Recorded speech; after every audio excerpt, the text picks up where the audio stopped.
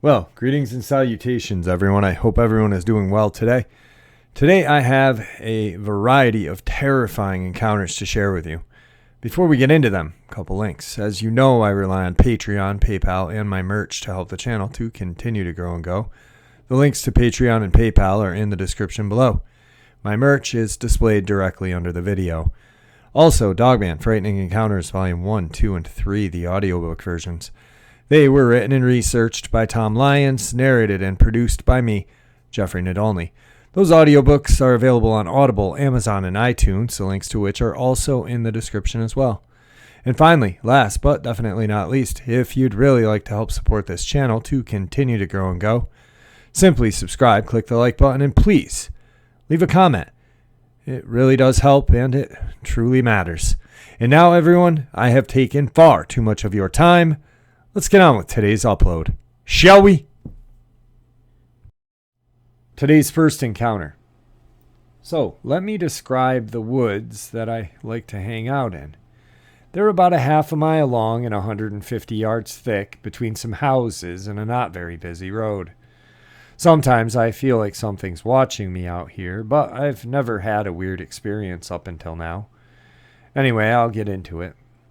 Over last weekend, I wasn't in the woods, as I had some work, and I was overall just too busy to go and spend some alone time out there. Anyway, last Monday, I walked into my little camp, and I found it trashed. A makeshift bench I had made was wrenched apart, it was nailed together, a sign and signpost saying camp was cast over 15 feet from where it stood.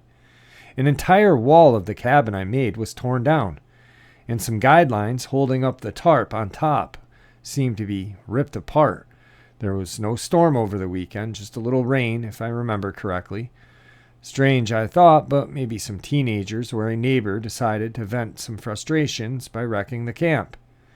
The damage wasn't that bad, and I ended up fixing everything. Anyway, a couple days ago, I was splitting some wood and carving it into pieces for a game I play with some of my friends. I decided to take a break and text one of my friends for a bit. We talked about the woods, and I tell him that these woods are totally not scary, and I feel safe here. Just as I press send, about 50 yards behind me, hidden behind a hill, I hear a terrible scream, and it's not a fox scream, I've heard those. Not a human, but more like a woman being murdered, crossed with a car screeching to a halt. But not either of those. I turn around and grab the knife off of my belt and think, this is strange. Just as I tell my friend that, I wasn't afraid, I hear the scream. I proceeded to get up and steadily walk out of those woods, and I haven't been back since. Today's second encounter. My family and I went to a park where we've been going to for about 20 years. It's quite big. But still, one day we came across a part of it where the meadows usually continued, yet all of a sudden a part of the forest was there. We were at first wondering what happened, then shrugged it off and went down, going towards it. Then went inside of it. It was pretty dark in there, for being an afternoon in autumn, and kind of weird. There was almost no wind, it was silent. There was a part where the light came through, a bit dim, yet kind of open. I looked around, and the ground was black, the soil. And it was all just so surreal between most of the tree roots and old crimson-red bricks. They all looked pretty weathered. The forest was at least, from the looks of it, 100 years old, if not older. Well, and now we come to the rather weird and more uncanny part. We were standing around looking, wondering why we've never seen this part of the forest before, which wasn't big either. Then it got strange, very dim, completely no wind, and stuffy. It was like something was in the air, giving us goosebumps. I heard a voice which told me to leave. Get out now. I told them, and we went out as soon as possible. The next time we came to this place, it was probably a month later, the power lines, before the start next to the road, were still there, but the forest, it was gone, like it was never there in the first place. The grass looked like the rest of the meadows, like it truly was never there. To this day, my family and I wondered what happened on that day. I've had paranormal encounters before, yet smaller ones, but later, like 2009, 2010, and more recent as well, but never something like a piece of forest just popping up out of nowhere and then vanishing, like it was never there in the first place. Today's third encounter. So my friend, we'll call her Jay, was over late last night, and we had been talking about paranormal experiences, and I brought up the subject Dogman. She had never heard of a Dogman, so I put YouTube on and showed her a couple of videos where an unknown creature was filmed digging in a cemetery. When she saw this creature in that video, she gasped and said, "Oh my God, I wonder if that's what I saw." I paused it and I was like, what? You've seen something like this and you never told me. She said she basically saw two of these things about 5 years ago on her property and never brought it up because who'd believe her? I asked her to tell me every detail, and I was careful to ask questions that did not lead her in any way. I'm familiar with what most witnesses see, and lo and behold, every answer she gave matched what others have seen. The location was Leonard, Michigan, a pretty rural area with lots of woods and wildlife. Her and her family have a few acres and raise chickens and ducks as a hobby. Her house is on a dirt road and is surrounded by a lot of wooded area.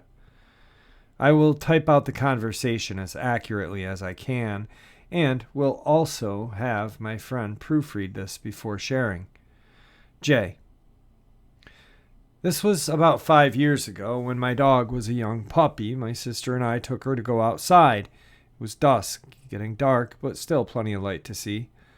The pup noticed something and started to slowly walk towards it. We looked to see what she was seeing, and to our shock, there were two huge dogs/wolves on the property about 100 feet away from where we were standing on the porch.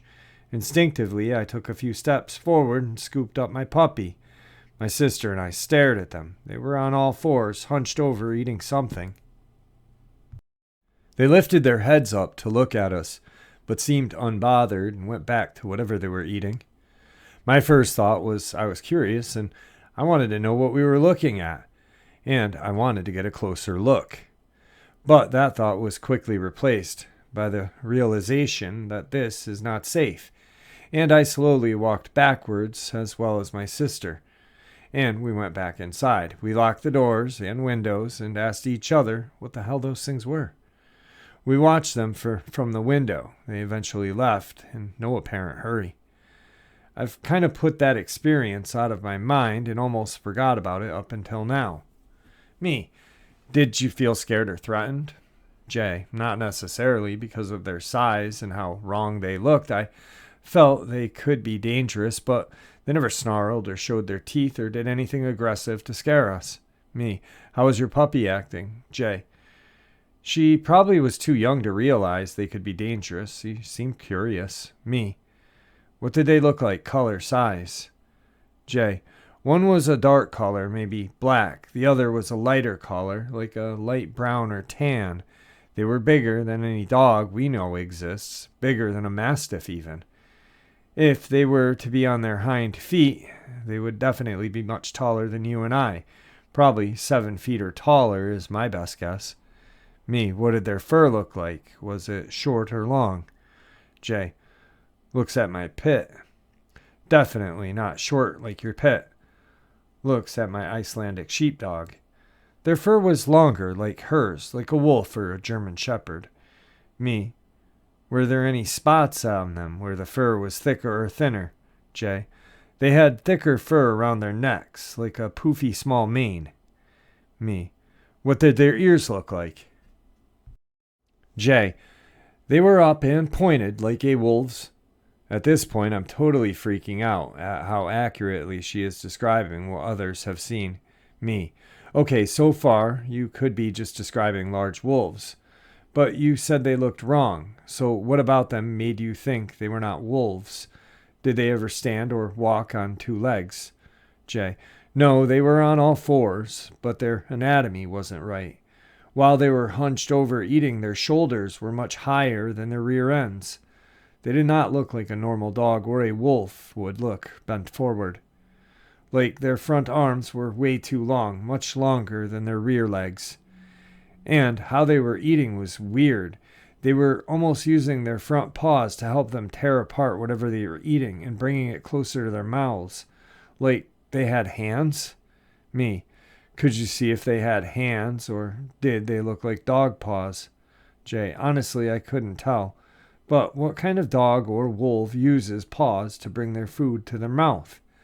The way they moved it was like they really had hands, and that's what really freaked me out. Now I'm totally losing my crap, jumping up and down excited and saying, "Oh my God, they are real. I knew it."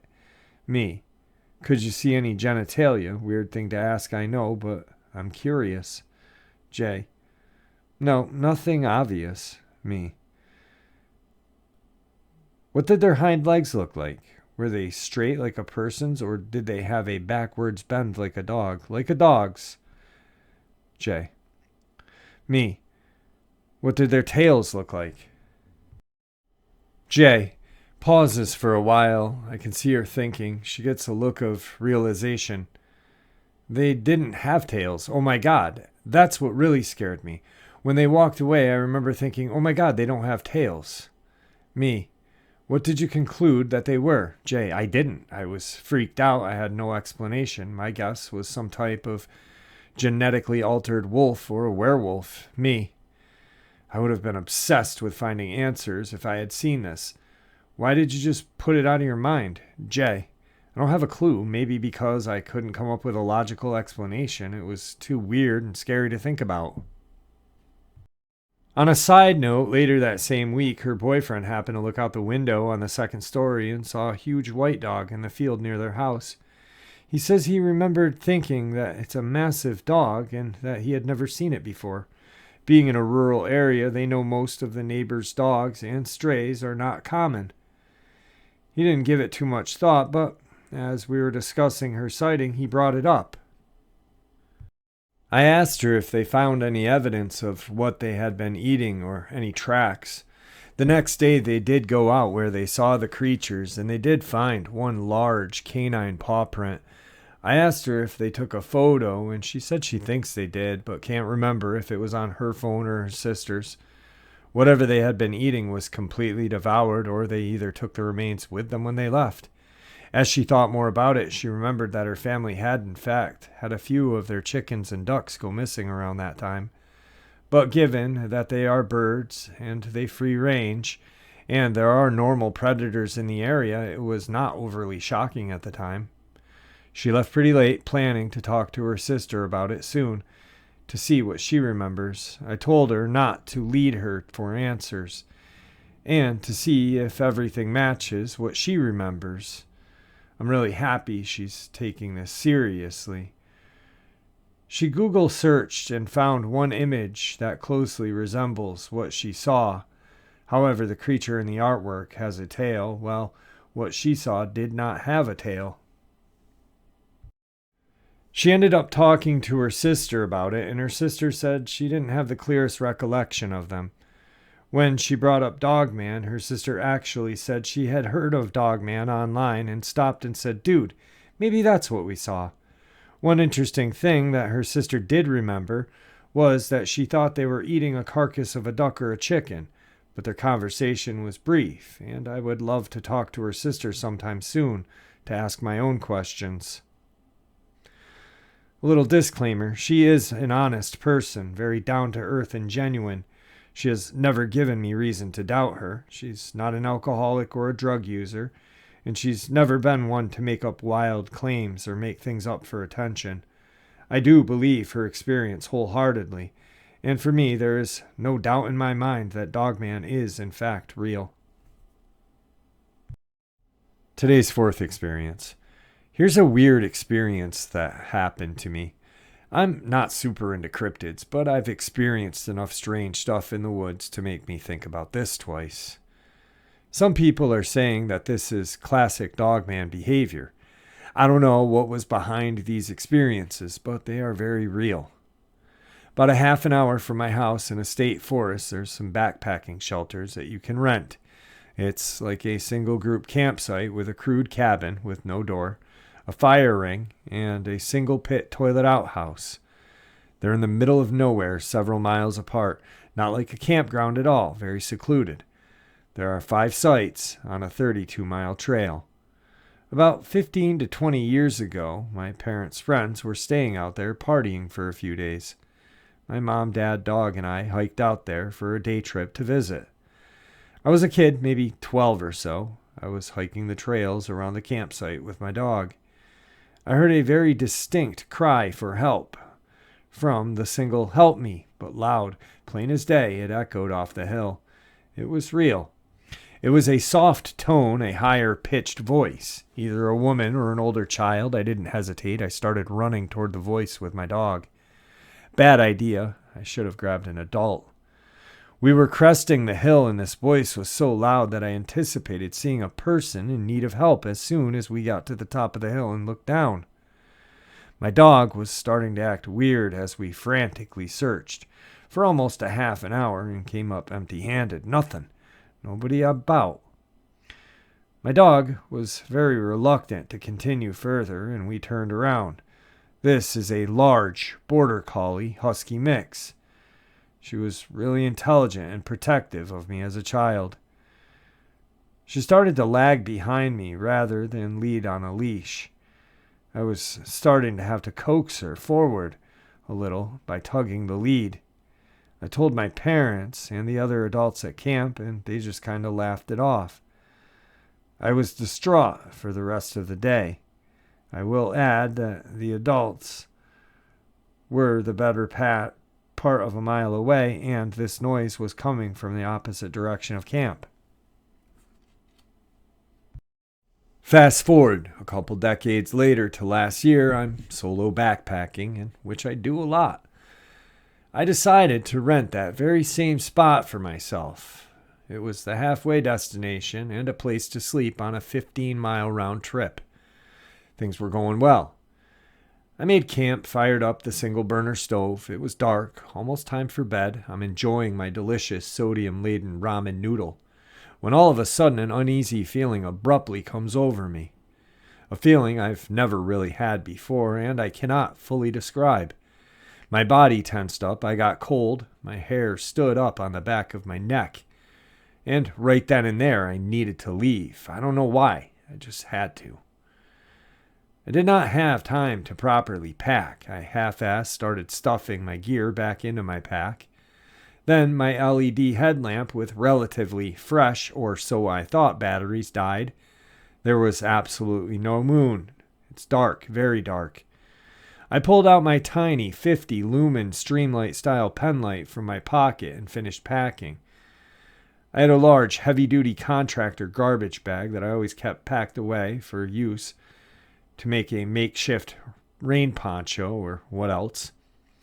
I finished stuffing my tent and sleeping bag into the garbage bag. I hustled out of the woods with my poorly organized pack on my back and my garbage bag of belongings over my shoulder. Strange thing about this experience was it wasn't quiet in the woods when things got weird. I could hear a pack of coyote yipping, or so I thought, going nuts in the distance when I was hiking out, but nothing else really. Here I am, a grown-ass man who considers himself a proficient outdoorsman, sprinting out of the woods. For what? From what? The dark? As a legal permit holder, I always carry a sidearm when doing long solo trips in the woods. My hand was hovering around the holster the whole way back. I made it to the car in serious record time, loaded up, and sped off. It took me a while to shake that feeling. On the way back, I did get lost, but Google Maps helped me backtrack to the fork in the trail. I completely 100% forgot about that voice calling for help incident at that very spot a decade or so earlier. Then it hit me at once. I got home, started to unpack in the middle of the night. I remember that voice, looking for the person screaming for help. My dog and I started to get knots in my stomach. For reasons I cannot explain, it all kind of started to make sense to me, like there was some sort of correlation. I don't venture into that area anymore unless I'm with other people. Something strange is or was out there, or something really bad happened there in the past. I know this experience isn't that crazy, but most of the real ones are not. I looked online into missing persons or whatever and didn't come up with anything significant. There have been a couple of murders, but those predated my experience by at least 10 years or so, and although they were in the same state land, they were not what I would consider nearby. Perhaps something was attempting to lure me as a kid. That same thing was enough to tip me off as an adult. Maybe I was just a dumb kid with an overactive imagination. Maybe as an adult the stress of life got to me as I was left to my thoughts in the wilderness, and I had a panic attack. Who knows, really? Oh yeah, and this was in the Great Lakes region of North America. Today's fifth encounter. I regularly visited my grandfather where he lived in Wisconsin. His home was surrounded by trees and located in an area where heavy woods were normal. He lived by himself, and it cheered him up when I'd go and see him. Then out of nowhere, I heard he was selling the home and moving. That did not make any sense to me. He loved that house. The location was great, up in the woods, just like he wanted after he retired. I wanted to go see him there one last time before he sold it, but he didn't want me to. He wouldn't even let me visit. That never happened before. In the past, he always welcomed my visits. I got him to change his mind, but it was not easy. Nothing that was going on made any sense to me. On the visit, I noticed he had changed. He wasn't relaxed like he used to be. I wasn't a kid anymore. I was old enough to travel by myself, but he wouldn't let me go outside of the house alone. There was a fence now, and he had installed floodlights. During the evenings, he couldn't take it easy. He would go and check every little noise or look out the windows a lot, and he always kept a loaded shotgun with him or near him at all times. He never did that before. The atmosphere at his house was totally changed, and how it used to be. He and I were close and had a very good relationship. In fact, I was closer to him than anyone else. That's why he told me what happened when I asked him what was going on. What he told me was something I have never forgot. I have never told anyone what he said before. This is the first time that I am sharing it. He used to go fishing at a location out in the woods. It was his favorite thing to do. The best part about it was how close it was. He didn't have to drive. He could just walk through the woods and go fishing whenever he wanted. It was that convenient. He was on his way one day going through the trail in the woods to get there when he came across a huge creature that had black fur and big, heavy muscles. It was standing down the trail some distance from him. It had the head of a wolf, and it stood on its hind legs. Being in its hind legs made it look over 8 feet tall. It had its nose up in the air like it was sniffing around, and then it stopped moving. Suddenly it snapped its head and looked directly at my grandfather. When my grandfather first saw it, it scared him. He was froze with fear and confused by what he was looking at. When it suddenly snapped its head and looked at him in a way, it looked angry. My grandfather felt the deepest fear he had ever felt in his entire life. Still frozen with fear and standing there staring at this creature when it started running toward him. When my grandfather saw this, he dropped everything, his prized fishing gear and other stuff, and ran home as fast as he could. Now he hadn't moved like that in years, so it caused him some pain. He had a hard time, but he had motivation. There was a lot of noise behind him while he ran through the woods. He looked back over his shoulder one time and saw it behind him. It was chasing him. After that, he ran the rest of the way home without looking back again. He made it, but lost everything he had dropped. Even though it cost him plenty of money to buy it all in the first place, he never went back for any of it. The creature scared him so much. But it didn't end there. That same night that it chased him, it started coming to his house. Noises on the roof or outside of the house woke him up. Sometimes he'd see a huge shape moving around outside in the dark. It was in the dark, but he knew what it was. Getting the floodlights made a big difference, but he knew it still come by. He stopped hearing the noises on the roof and didn't see it come close to the house. But there were noises like things hitting the house, like they were being thrown. And he'd see it watching him from the trees at night sometimes. If there were noises, he would look out one of the windows and find eye shine showing up more or less in the same area of trees each time on the property. The eyes were always at a point high above the ground. I didn't see the eyes during my visit, but I never forgot how upset my grandfather looked and sounded when he told me what had happened. He shook the whole time he was telling me and had to stop talking about it sometimes. He couldn't tell me all of it in one go. It scared him so much that he needed to take breaks while telling me. It was like it was happening to him that day. After that day he first saw it, my grandfather never went fishing again. He also stayed out of the woods as best as he could. What happened to him scared him so much that it changed the way he lived and made him give up his home. Tonight's final encounter.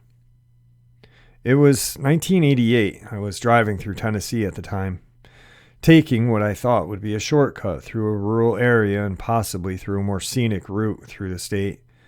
Unfortunately, along the way, a rear tire on the left side of my car blew out while I was basically in the middle of nowhere. This was a time before cell phones. It wouldn't have been possible to call for help.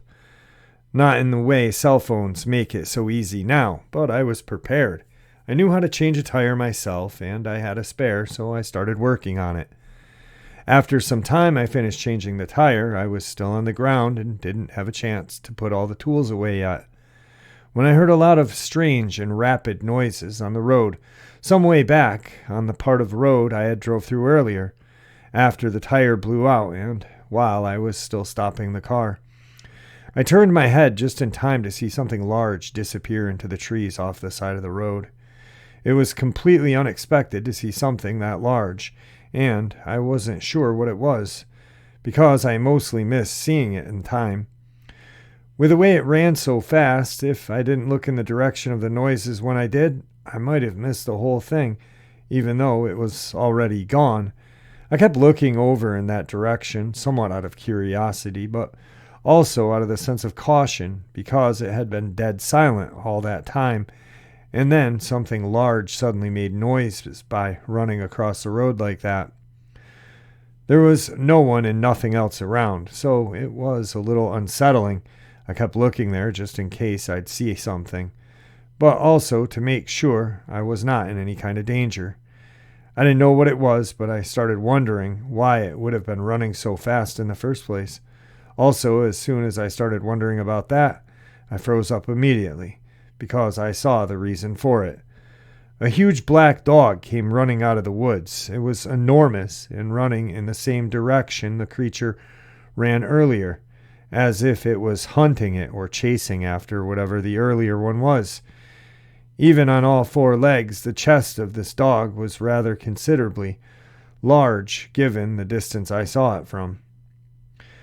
At first it kept going without missing a step. It moved fast, but then it seemed to notice that I was there, and I saw it do something that immediately made me concerned.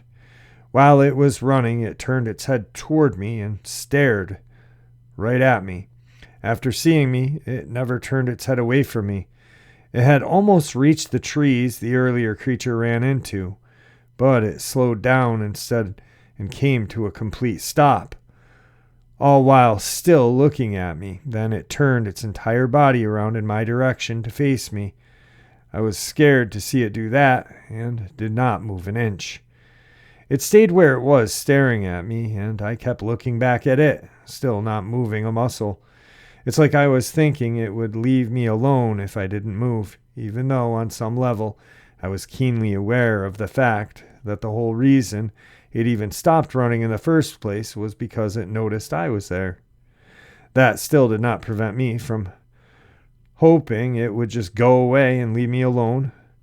Unfortunately, that's not how things turned out. It waited a second or two, then started moving toward me. That made me panic. I stood up immediately. As soon as it saw me do that, it stopped moving. It continued to stare at me and waiting a second or two again. Then it stood up on its hind legs. That was absolutely horrifying to see because of how tall it looked. I was stunned, and I was feeling a whole new level of fear. I didn't have a chance to put the tools away, but I had already finished changing the tire before the creature came out of the woods. The car was right there, so I could have just moved back slowly to the driver's side and gotten back in. Problem with that was that I was mostly too scared to even move slowly. After seeing it stand up, I was too scared to move at all. The whole thing was completely unexpected, and the creature ahead of me had my full attention. It was still standing on its hind legs, but then I saw it take a step toward me, then another and another. Then it charged at me. I cannot begin to express the full extent of fear I felt on seeing it charge me, or the sadness I felt at the brief and sudden thought I had almost died. It had no intention of leaving me alone at all. It was coming to get me.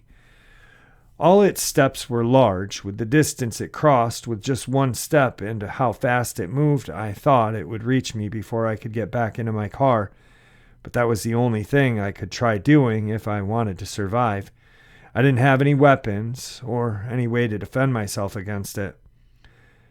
I had a passing thought where it occurred to me to grab one of the tools I had used to change the tire, but I didn't think any of those tools would help me much or be of any use at all against this creature.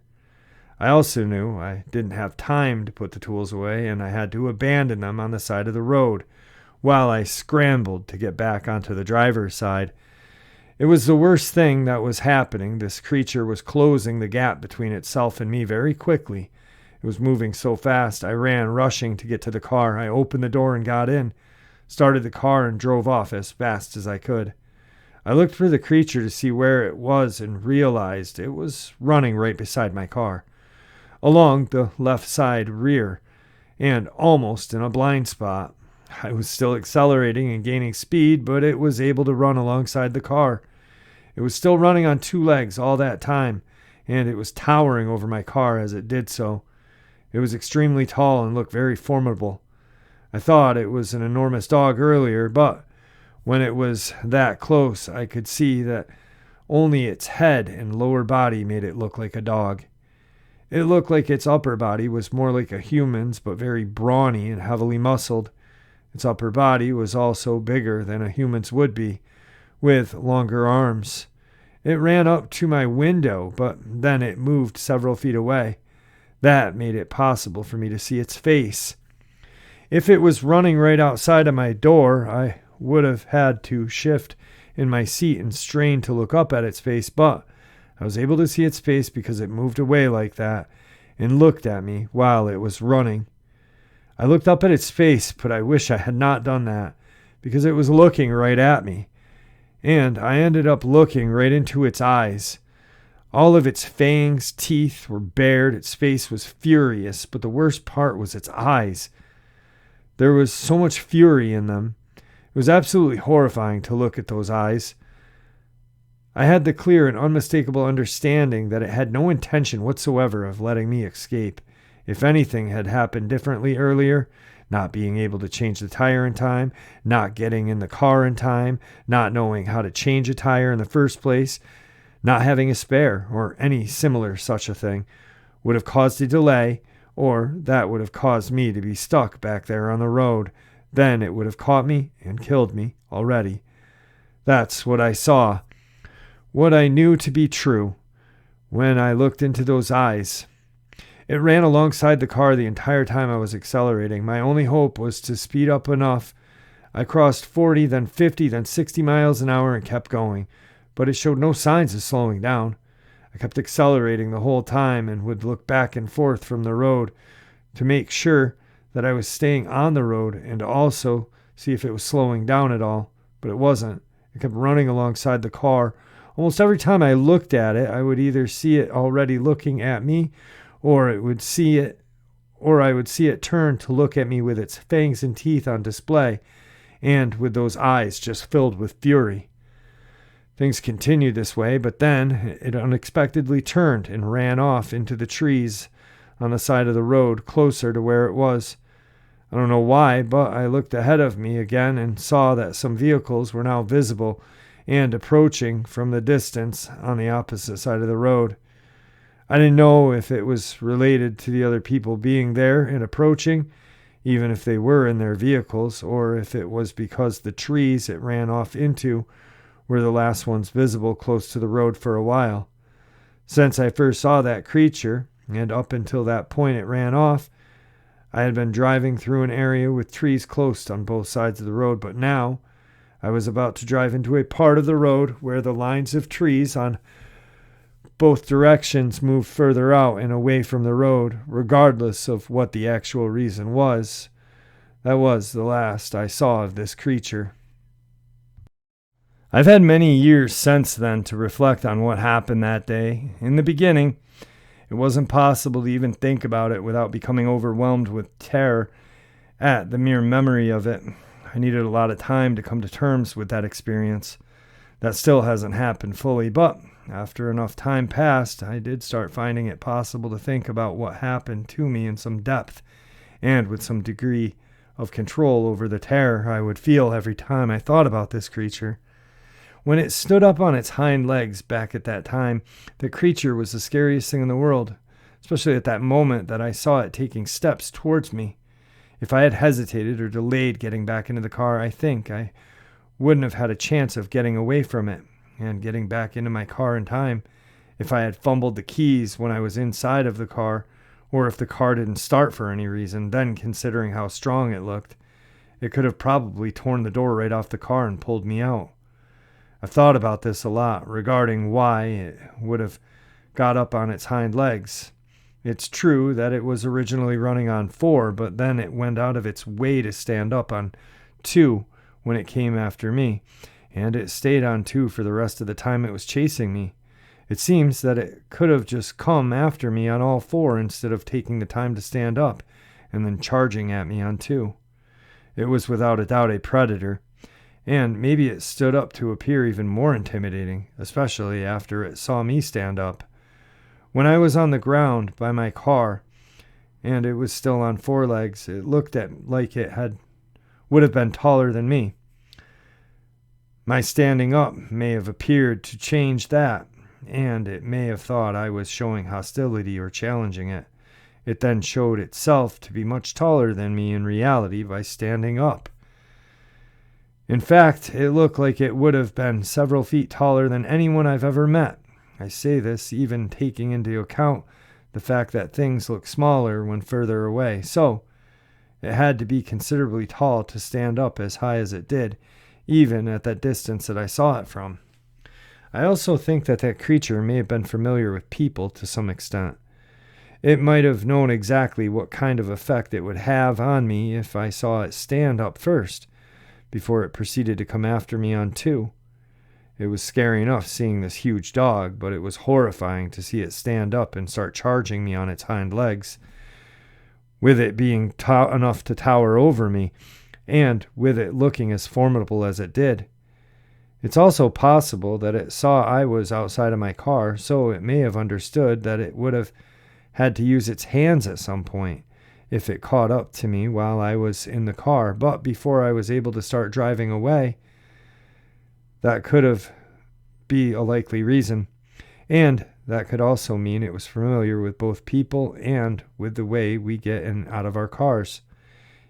Even ordinary animals can recognize as much, though for the most part ordinary animals are usually unable to easily do something as simple as open a car door to follow people in without the use of hands. I am aware that some animals can be trained to open car doors, while other animals, including wild bear, can figure out on their own how to operate a car door, but it's still much easier to do it with hands. In that case, standing up when it did might have been more efficient because, after all, it had a human-like upper body, including arms and what looked like hands, and it could run very fast, whether on four or two, faster than any human could run for certain, but it would need its hands to open the door if it was able to get to me before I could get to the car and move away. If that really was the reason, then that also implies it would have been familiar enough with people to have predicted what I would do. That, to me, could mean that it had gone after someone else before, someone who was in their car. That's a horrible thing to consider, and it would not have surprised me if it turned out to be true, because I am entirely convinced that it had no intention of letting me leave that place alive. This whole ordeal effectively turned me into a nervous wreck for the longest time. Nightmares of the creature continued for me every night since then, although they've reduced both in intensity and frequency over the years. For the longest time, I avoided rural roads and the countryside in general of any state that I was required to travel through. I also became deathly afraid of dogs, especially larger ones, or any kind that could even vaguely resemble or remind me of the general shape that creature I saw, or of the way it looked when it was still running on all fours, and then it turned its head to look at me. I would be unable to watch scenes in movies or on TV of any dog or wolves running, showing aggression, or showing their fangs and teeth. Another effect was that getting children to pet a dog wasn't something I ever found possible to do. These effects have lessened significantly since. But even today, I avoid dogs as much as possible. I'll even keep a distance from people who are out walking dogs. I try in general to avoid being physically close to dogs as much as I can, without exception. I won't look into the eyes of any dog. I've never had any idea that an enormous dog-like creature could exist. The one I saw ended up making that become the most horrific and traumatic experience of my life. It was one thing to see it stand up and start charging me, but that wasn't the worst part. The worst part was looking at its face and then looking into its eyes closer up and knowing how close I had come to being killed.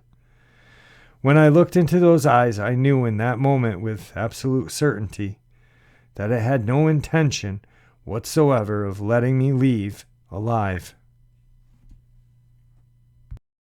And that, my friends, is why I think Dr. Nancy Shaw, the doctor who was in Georgia, found on the side of the road in a ditch, tore up, attacked by what police said was a dog, while her car was on the opposite side of the road and her door was wide open. Think about that one. And if you're not familiar with the case, look it up, Dr. Nancy Shaw. I've covered the case many times before on this channel.